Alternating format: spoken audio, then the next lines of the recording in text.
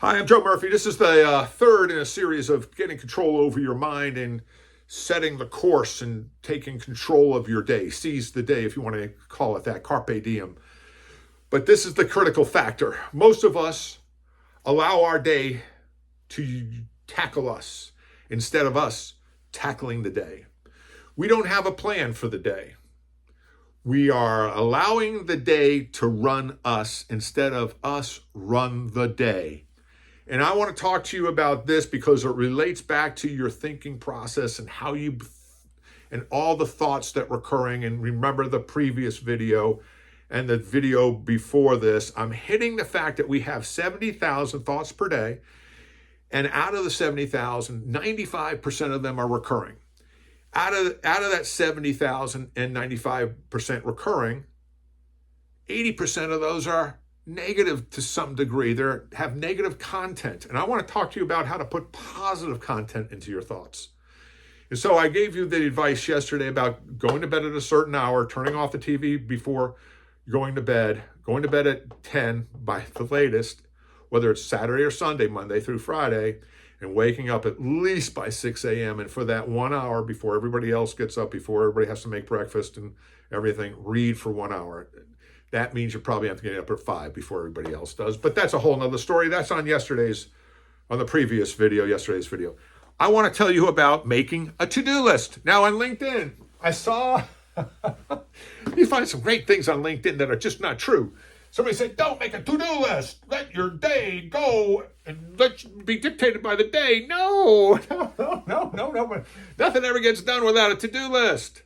If you go to a grocery store and leave it in your mind, you're going to be stressed out because you're walking out of Costco or Sam's or wherever you go shop in Kroger and you forgot 3 things. You got a to-do list and you stick to the to-do list. By the way, that's a sign that you're going to be rich one day. One of the signs is creating a to-do list, and they use the example of going to the grocery store and sticking to the grocery store list, what's on the list. All right, the to-do list is a powerful thing, and it starts off, some people say, at the end of the day, create tomorrow's to-do list. I think that's a great idea because what it does, it gives you the evening to let it sit in the back of your mind of all the things you have to do. But it's on paper. Because it's on paper, you don't have to worry about losing the thoughts. What happens subconsciously, your brain,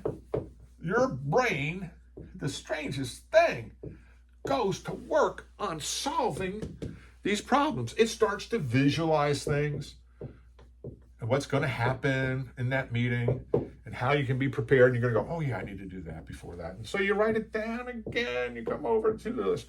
It's a great thing. Now for me, and this is just me, I couldn't do it the night before. I never got into that habit. And so what I do, because I have a running to-do list, I'll show you my to-do list here in a second. I have a running to-do list. I carry my list from yesterday from yesterday's list to today's list. So you got yesterday's and today's. And what I didn't get done yesterday, if I got it done or didn't get it done, I just carried it over. No stress. What I didn't get done, carry over. I'll later show you in the next video how to prioritize this list. It'll rock your world. I've given this to many, and people say that's the most unbelievable way to prioritize, but I'm going to come back to that tomorrow. But your to-do list will keep you from worrying about things. Now, my to-do list, I've carried this around, this little pocket agenda. It fits nicely here, so I can carry it around with me when I'm on business. And when I go to a client meeting, I don't have this big portfolio or I have to take out my phone. I just take the notes and write the things that I need to get done. Now, back when I was really working hard, and besides being a consultant, I just write all these things every single morning. Okay? And then I go over my appointments and say, okay, I got this. What else do I need to do? And so I've got all my things written out the morning of. Now, why do I do it the morning of? It gets my day started. It gets me excited about what I have to do. And it reminds me of all the things that are necessary for me to have a successful business career and also life. Now, what did I just say? Have a successful business, career, and life. See, what I've decided, and I've argued, or I've read the books that argue with separate your personal life from your work life. It's too complicated. I can't draw the line. So I'm the same person I am at work as I am at home.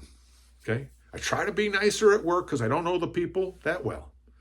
I know I should probably be nicer at home. No, not probably. I need to be. Or the people that I care about. And I do. I care about everybody, actually. The fact of the matter remains is this. I don't separate work from my personal life. They're intertwined. I can't get rid of them.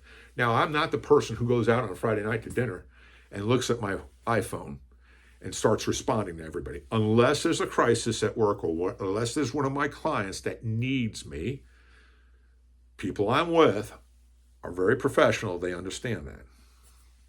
Okay. I'm Joe Murphy. I hope this helps you with your career.